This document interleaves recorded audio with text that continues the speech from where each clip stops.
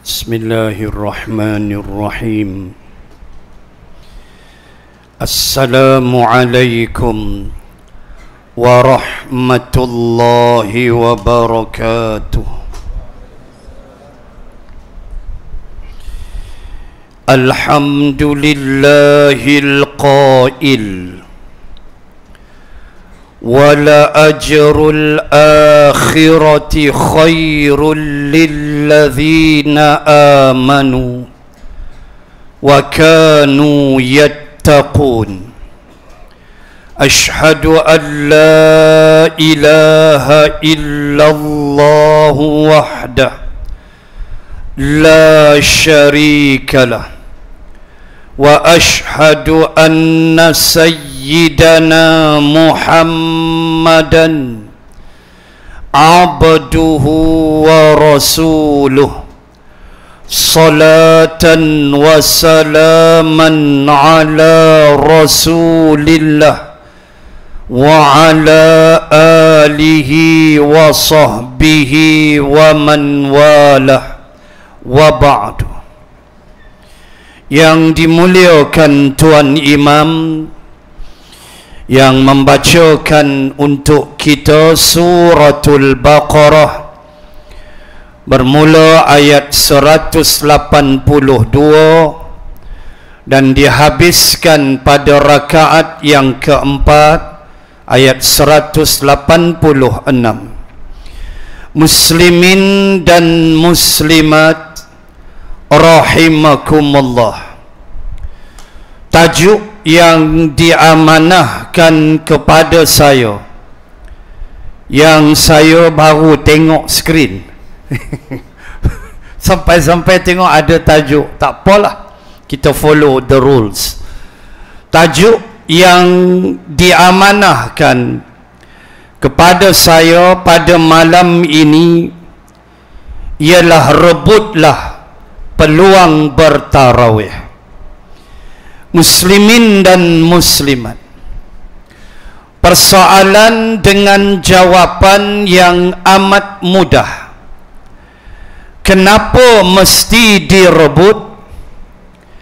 Jawapan semua ada. Sebab dia datang setahun sekali.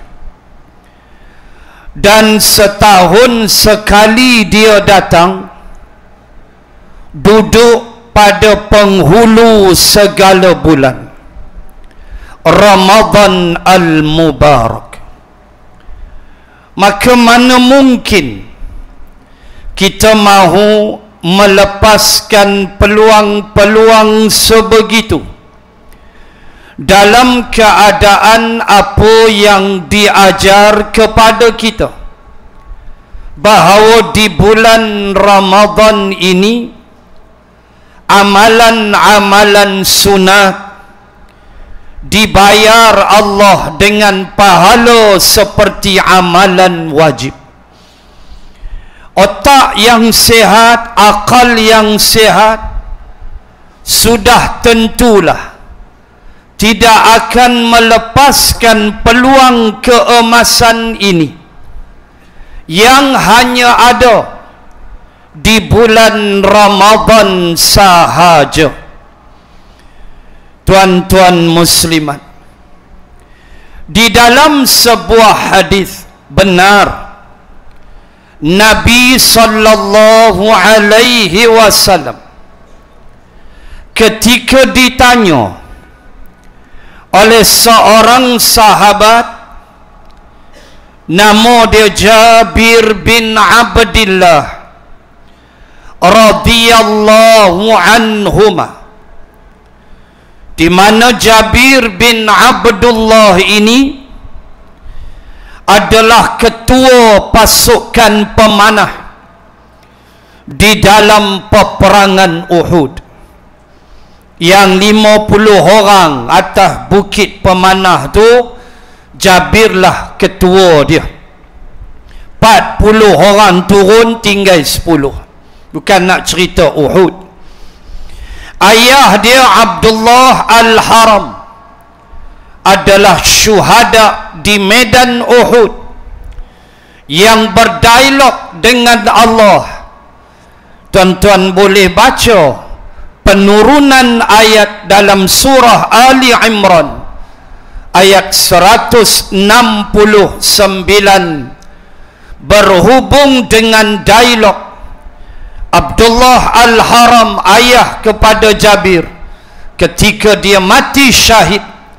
Dia berdialog dengan Allah.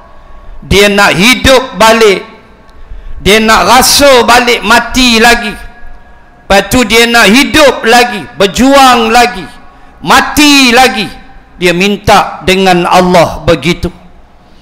Akhirnya Allah turunkan, wala tahsabanna allazina qutilu fi sabilillahi amwata. Baca sampai habis ayat tu, bukan jadi tajuk, cuma nak sebut tentang kisah Jabir, dan saya teringat ayah dia Abdullah Al-Haram. Apa cerita dia? Cerita tajuk kita malam ni.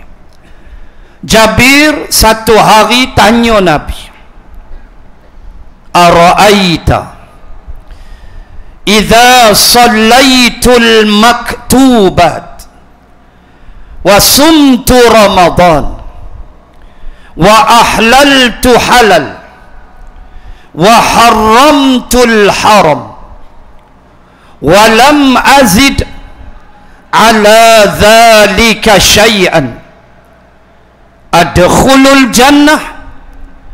Qala sallallahu alaihi wasallam, na'am. Rawahul Bukhari.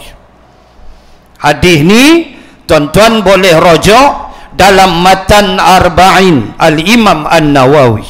Hadis 40 ada. Jabir tanya Nabi, ya Rasulullah, ara'aita, apakah pandangan Rasulullah? Apa pandanganmu wahai Rasulullah?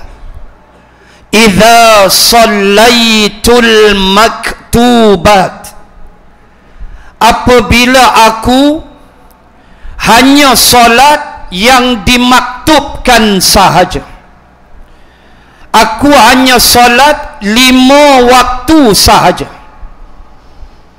Rawatib tak buat, duha tak buat, tarawih tak buat. Jaga rawatib lebih tinggi dari tarawih, maka jangan tinggalkan 2 rakaat ba'da Isya. Siapa yang meninggalkannya, dia melakukan kesalahan yang cukup besar, kerana 2 rakaat selepas Isya lebih tinggi darjat dari tarawih. Jaga elok, jangan kita buat salah tiap-tiap tahun. Baik, dia tanya Nabi, saya ni ya Rasulullah, semayang hak tu ya, salaitul maktubat, subuh sampai Isyak, tak ada sunat apa, tak ada. Wasumtu Ramadan, saya puasa di bulan Ramadan.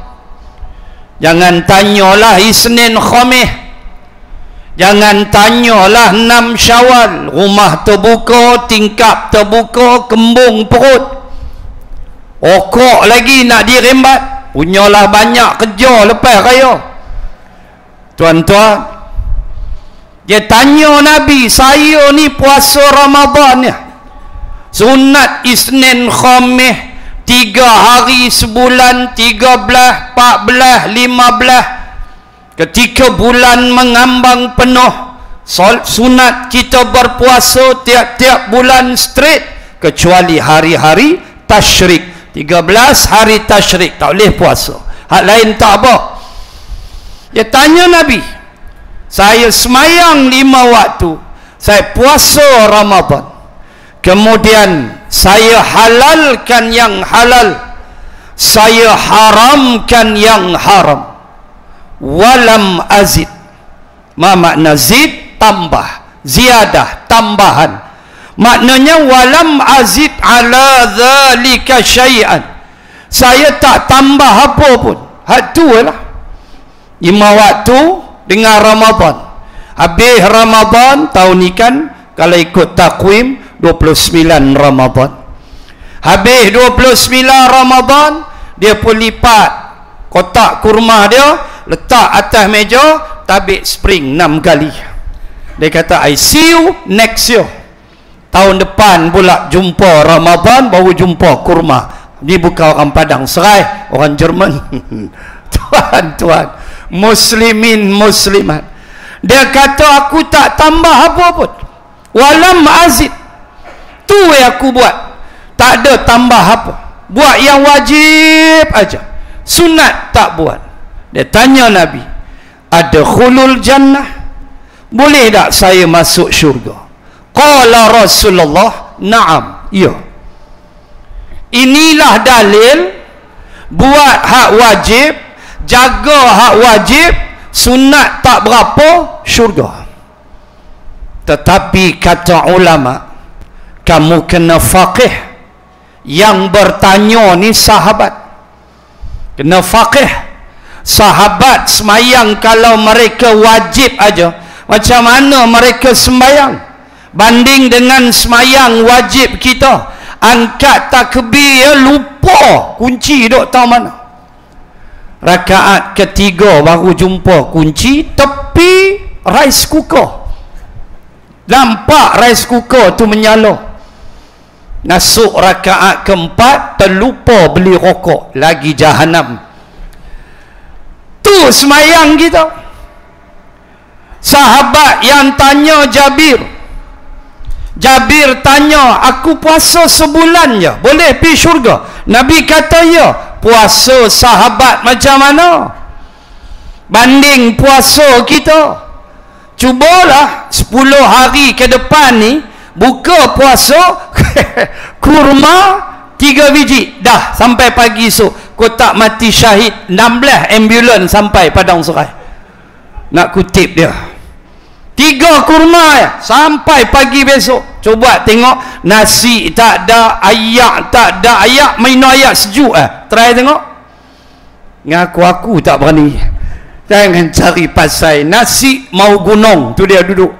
Tuhan, ini sahabat, nilai semayang dia A, nilai puasa mereka A, sampai Saidina Umar sebut, kami adalah umat yang berpuasa bersama negara kami Madinah juga berpuasa. Sampai tahap tu Saidina Umar punya ucapan. Hebat mereka. Dah kalau mereka buat hak wajib je, apa nak risau? Radiyallahu anhum wa radu'an. Bulan Ramadan bukan pergi bazar Ramadan, nu badar nu. Dengan silap sebut bazar dengan badar. Bunyi nak dekat dah. Kita bukan pi badar, pi bazar. Tak cukup tangan, tolak ayak bateri ya. Lain semua angkut bawa balik. Tu kita, tuan-tuan, nak sembang bab ni cukup luas. Maka sahabat, itulah kelas iman mereka. A+, kalau kita exam A+, bukan A-. Cukup hebat iman sampai Allah kata, aku reda kepada mereka. So, kata ulama, ini sahabat. Kita tak usah duk kira lagu tu.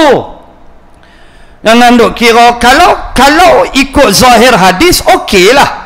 Tapi kita scan diri kita, siapalah aku yang tak mau buat amalan sunat dalam keadaan tarawih hanya wujud di bulan Ramadan sahaja. Itu yang pertama.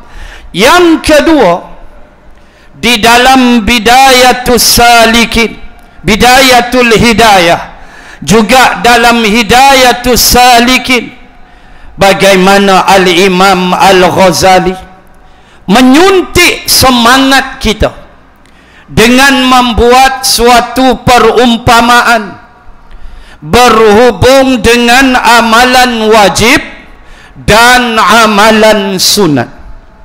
Imam Ghazali kata, ia seumpama orang yang berniaga. Maka orang yang berniaga, kata Imam Al-Ghazali, dia mesti ada dua. Pertama, dia mesti ada modal. Dia nak modal, dia nak berniaga. Pergi tanya geng bazar Ramadan tu, mesti ada modal. Walaupun harga boleh tahan, buat macam mana, barang naik apa semua, nak sebut mereka mesti ada modal baru boleh berniaga. Berniaga apa pun mesti ada modal. Yang kedua, kata Imam Ghazali, orang berniaga mahukan untung. Mana ada orang berniaga tak mau untung? Mesti nak untung. Maka Imam Ghazali sebut bahawa orang yang berniaga memerlukan modal, maka modal itu seumpama amalan wajib. Solat 5 waktu kita itu modal. Untung dia amalan sunat. Amalan sunat, kata Imam Ghazali, laksana untung bagi orang berniaga. Cubalah bayang, dah masuk malam 10 ni, start malam pertama, malam kedua Ramadan tu dah buka dah bazar. Lepas asar tu start dah 1 Ramadan. Maknanya dah hampir 9 hari, 10 hari mereka berniaga. Cuba tanya peniaga-peniaga ni, letih tak badan? Letih. Tanya lagi, bertambahnya letih, dia jawab. Apabila balik rumah, kira-kira tolak modal, baki tinggal RM1. Itulah untung. Letih badan. Modal dapat tak? Dapat. Ayak gula, tebunya, tepungnya, apa semua tolak dah modal. Tiba-tiba baki RM1. Hak modal ini besok nak pergi beli lain pula barang, nak berniaga. Allah, tuan-tuan, letih tak badan? Letih. Begitulah orang yang tak pulun amalan sunat. Seumpama peniaga hanya balik modal, dia tidak dapat untung. Rugi tak? Rugi. Letih tak? Letih. Itu yang kedua. Dan yang ketiga, amalan-amalan sunat. Ketika Allah memerintahkan malaikat di bumi mahsyar supaya periksa, cek amalan-amalan kita, didapati adanya kurang. Contoh, cek solat kita, ada ruang-ruang yang tak berapa cantik. Tambah kita solat di akhir zaman, khusyuk hilang, kekhusyukan diangkat oleh Allah. Makanya Allah perintahkan, periksa tengok amalan-amalan sunat dia, supaya boleh cover amalan-amalan wajib kita yang kurang. Tu untung amalan sunat, kena buat. Tu yang kena rebut. Dan amalan wajib yang tak berapa elok ni, macam kain yang sudah koyak. Amalan wajib semayang, kita ambil contoh, tak berapa kemah, seumpama kain yang koyak. Maka kata Imam Ghazali, kena ambil perecur kain lain, tempek, jahit. Kain juga kena ambil, maka tempek, jahit, tutup lubang, itulah amalan sunat. Tuan-tuan, muslimin dan muslimat, jangan lepaskan peluang. 8 buat, 20 balun, tak ada hal. Tak buat, rugi. Walaupun kamu tidak berdosa. Dah kamu tak buat, kamu buat apa? Isa okok tu jawab dia. Melepak kedai kopi ni, dia duk balun rokok seorang sikit. Teh air, teh itu, teh ini. Rugi tuan-tuan, muslimin dan muslimat. Pesan adik-beradik saudara mara kita, datang Ramadan tahun lepas, pulun sepulun-pulunnya amalan sunat, kerana pahalanya di bulan Ramadan adalah dibayar seperti pahala amalan wajib. Tak mau lagi, memang nang botinang, koi boti koi, jawab dia. Tuan-tuan, muslimin dan muslimat, 942 Saya mula 9.22, cukup 20 minit pancul time. Last nak minta tolong, mewakili Sekolah Menengah Islam Darul Izzah, Kampung Perupuk Yan. Mereka minta tolong saya umum siapa yang nak bantu wakaf pembangunan. Wakaf pembangunan, mereka nak bina sebuah masjid. So ada staff dia di belakang. Tuan-tuan boleh buat dengan 3 cara. Pertama, ada risit wakaf dekat staff di belakang, Ustaz Mukhlis yang datang daripada Yan. Yang kedua, tuan-tuan boleh buh dalam tabung wakaf, niatkanlah untuk diri siapa saja hidup atau mati. Dan yang ketiga, ada pamphlet, boleh ambil pamphlet tu, ada barcode. So scan, tepi barcode tu ada muka saya, jangan scan muka saya, bahaya. Scan barcode itu. Lepas tu tuan-tuan nak bagi-bagilah berapa. Ingat, ini bulan Ramadan. Tak tahu nak cakap, Allah berfirman, fa innahu li wa ana ajzi bih. Puasa ni aku punya, Ramadan ni Allah kata puasa ni aku punya, aku nak balas berapa aku punya pasal. Aku nak bagi pahala 1 bilion juta, aku nak bagi pahala berbilion-bilion, aku punya pasal, sebab puasa aku punya. Itulah hebatnya Ramadan Al-Mubarak. Semoga Allah merahmati kita, sampailah memberi kita kesihatan sampai kita malam raya. Sihat tubuh badan, dapat puasa, dapat tarawih, dan dapat merasai nikmat merokok lepas buka puasa. Itulah mereka kata nikmat paling dahsyat yang mereka rasa dalam dunia. Selamat merokok. Tu jelah nak sebut, tak berhenti-berhenti juga. Entahlah, saya pun tak tahu nak cakap macam mana dah. Semoga Allah memberi kekuatan kepada yang nak berhenti, mudah-mudahan boleh berhenti insya-Allah. Ingat pepatah Arab, man jadda wajada. Siapa bersungguh, dia dapat. Wabillahi taufiq wal hidayah. Assalamualaikum warahmatullahi wabarakatuh.